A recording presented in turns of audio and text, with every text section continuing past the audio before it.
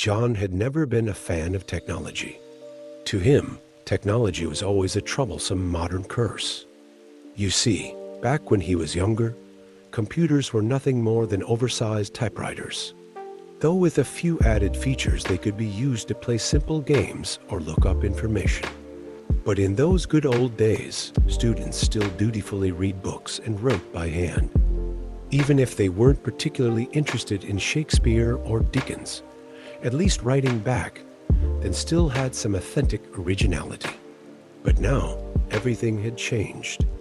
This thing called artificial intelligence suddenly appeared, like some kind of mysterious magic. It could generate an elegant and fluent essay in mere seconds, requiring no effort from students at all. John felt a chill, not from the threat of technology, but from the indifferent attitude toward creativity. He couldn't help but wonder, how far would this go? Would there come a day when the world no longer needed anyone to think or create? When the school announced that all professors must use new AI writing detection software, John's reaction was predictable. He knew exactly what this software's existence implied: no longer trust in students' abilities, but rather submission to machines and algorithms. The software mercilessly scanned every essay, searching for soulless traces, as always ignoring the tiny sparks of creativity still left in the students' work. John felt rather helpless about all this, but he had to accept reality. This was a world he could not change, even though he deeply doubted the reliance on such technology.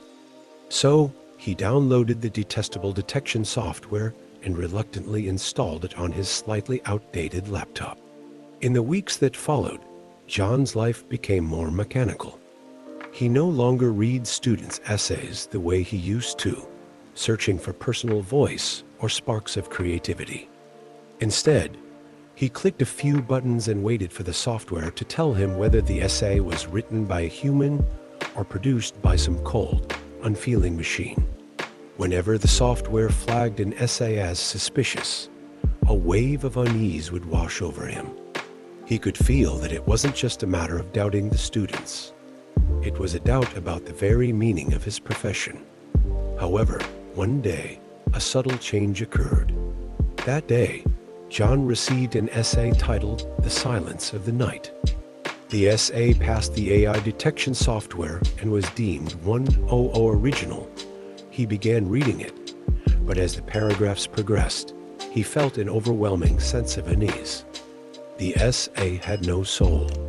Its sentences were flawless, its grammar impeccable, but it was cold and emotionless, as if it were the product of some icy matrix of numbers. Did a person really write this? He began to wonder. So, he decided to personally seek out the student and get to the bottom of it. Did you really write this essay?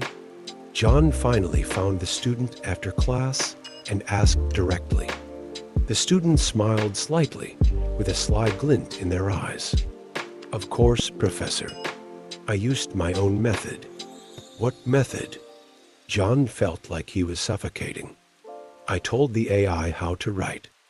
I set its parameters, chose the style, and even edited some sentences afterward to make it look more like something I'd write, the student said confidently. John was momentarily speechless. A fierce inner conflict surged within him. Had this student really not cheated? They had indeed participated in the creation, but the soul of that creation wasn't theirs. It came from a merciless machine.